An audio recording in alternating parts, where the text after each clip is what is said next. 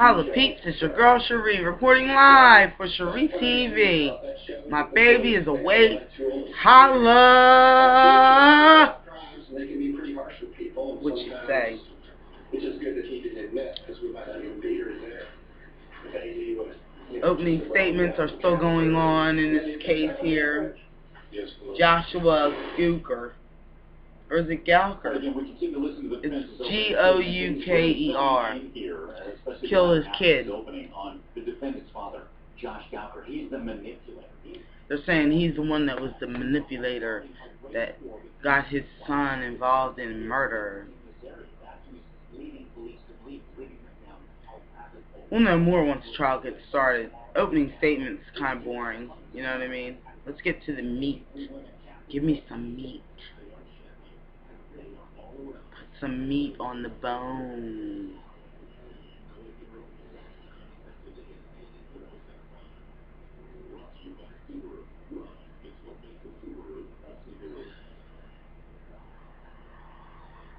Cheers. I love hot coffee in the morning. There's 1 minute left in the morning, then it's noon.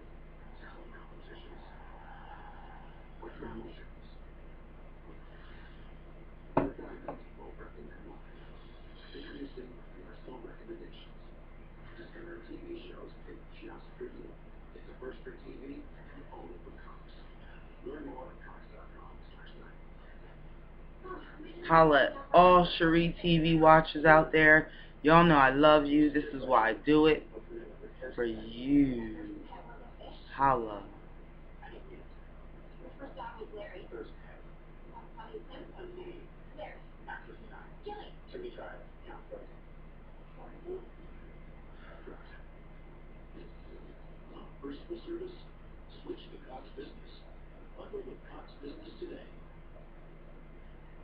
Your girl's getting pretty good with that liquid liner, huh? What you say? I told baby, just time. Give me time with it. Holla. Holla at time. Time is on our side. Yes, it is.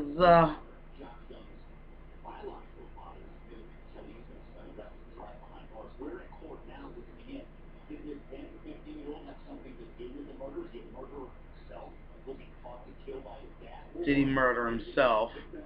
They did not just say that on HLN. That's funny. Okay, no, he didn't murder himself. Alright, let's turn this up.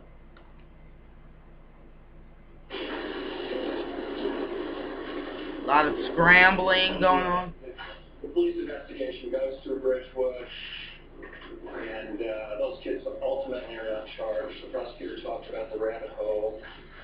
It's one of the rabbit holes that Gouker, the evidence will show, Gouker sent the police down to attempt to manipulate the investigation because they were kind of skinned initially.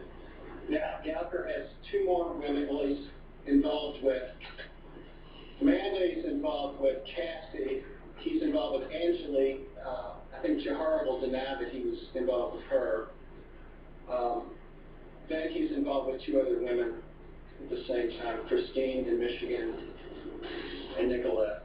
So, and actually he was telling Nicolette that he was going to marry her all this time. I gotta read this book so I can talk about it on the air. It's secret. I'm not even done. And she has a daughter that they visited Gouker in 4:30 on 4/30/11. And then Nicolette drove Gouker back. What you say? A busy day of production. That's going to be a reoccurring theme that whenever Gouker gets in trouble, he gives Cassie his phone. A lot of information connected to her phone.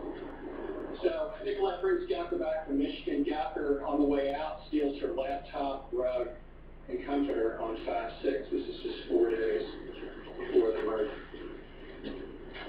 Every day celebrated on Ben Drive. 5/10 is the tragic day of the cookout in Trey's murder. As I said, cookouts were not unusual. Ben Drive. So we have on 5/11, Joshua attends Fern Creek with his girlfriend. She's going to come in. She's going to testify. She went to Fern Creek as well. Joshua takes the bus. He didn't transfer once, but he gets to school. He walks his girlfriend to class. He's a little bit late, a couple days. We're going to bring in the person from the school to prove that the day after this murder he went to school and describe how his behavior was the day after supposedly it was horrible murder. On 5/13, Bridget Fraley gets the CPS referral for McKenzie. Now McKenzie is Amanda's other daughter, and she's going to testify. We're going to ask Amanda certain things, and we're going to, if Amanda is inconsistent with her responses, we're going to ask to call her. On 5/15, there's a visitation for Trey's funeral home. 5/16, Trey's funeral. 5/26/11, Allison Miller's last CPS visit to Amanda. Christine Hallowell, that's the other woman in Michigan, drug Gowker and Joshua in Michigan. Gowker then goes into Nicolette's and puts a knife to her throat, and Gowker in Michigan from 6/5/11 to 6/9. So, you know, you got this violence in Alabama, and you got to continue with a woman that says he's going to marry up there, and all the evidence is going to be that Joshua's just like being dragged along with his father. He's not involved in any of this stuff.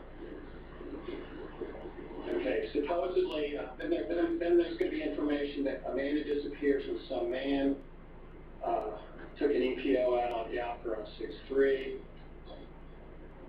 Gowker, Angelique Jahar, and Joshua leave in Ruby's car. That's the grandmother. Gowker's arrested in Alabama for kidnapping. You're inspector. We talked about that. The Amber Alert goes out on the 16th. Frida and Anthony Savage are given temporary custody of McKenzie, and Amanda is allowed only supervised visitation. So actually, McKenzie then is removed, placed with relatives, and Amanda is removed. Then Amanda reports on 6/17/11 that there's a burglary at her house at 1356 Dem. Allison Miller flies back to Alabama to pick up Joshua, so he goes to the home of the innocents, where is a place where dependent kids go. On 6/23/11, Detective Russ arrests Joshua for murder and tampering with physical evidence. And then over 13 months later, Gowker's indicted, unarrested or charged with indictment. And the last slide I'm going to play is a Gowker enters an open plea to murder. All the charges in his indictment, and he's sentenced just a few days ago on 7/26/13. So, convoluted, it's confusing, as the prosecutor said. You're going to see a pattern here. Look very carefully at it, and when you judge the evidence, you know, listen to the witnesses and come to your own conclusions. But you know, there's two sides of this case, and we're confident that after you hear all this, holla at the cookies. Holla cookies. You know we love y'all. Holla. Thank you, Mr. Shirley. Ladies and gentlemen, listening. All right, there you hear a break coming as defense attorney Pete Shule lays out the defense's opening statement that basically Joshua Young, he's a victim himself. That's where they started. This is a tale of two victims. Yes, the 14-year-old Trace Wicker and also the defendant, Joshua Young, just being dragged around by his dad. He even said his son's a patsy, taking the fall for his dad, Josh Gowker. Let's bring in our expert attorney, former sex crimes prosecutor Anita Kay. All right, you've heard both sides, Anita. Who do you give the edge to here? Do you think the prosecution may have an uphill battle in trying to prove their case that Joshua Young was involved in this murder? I do now, Mike, because there were so many things that the defense talked about in opening statement that I had not heard before. I did not know that he was sleeping with his cousin, with his first cousin. I hadn't heard that. There's some salacious detail that now sort of makes sense when the defense was talking about the credibility of witnesses, because who knows what's going on with these people? I mean, it sounds like a very, we said earlier, dysfunctional family. It is beyond dysfunctional at this point. So it'll be very, very interesting to see how everybody testifies, because they may give So Joshua Young is the son whose stepdad is trying to throw him under the bus. Amanda is the mother. She's not fit. So that's how he wound up at his stepdad's house, where he was killed. used to murder Trace with. There are also these two women from Alabama. That's a shame. Poor Trace. He is dead. Another dead child. Don't people know we need these kids to be alive? Okay? So when we all get old and are relying on the younger generation, we can be taken care of. Holla.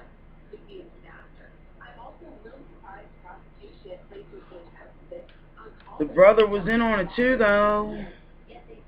You know? They're going to say that the dad manipulated his mind and drug him into murder. And, you know, hey, throw the book at the kid, man. He was there. He let it happen. To call 911. Hey, my dad's talking crazy shit. Get here quick.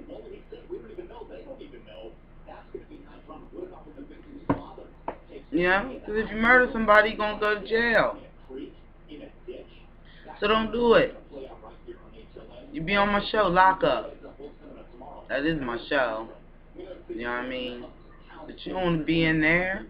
It's rough in there. Shit. What is wrong with people? Anyway, y'all, it's your girl Schree signing off for SchreeTV. More SchreeTV to come. You know that. Holla. I love you guys.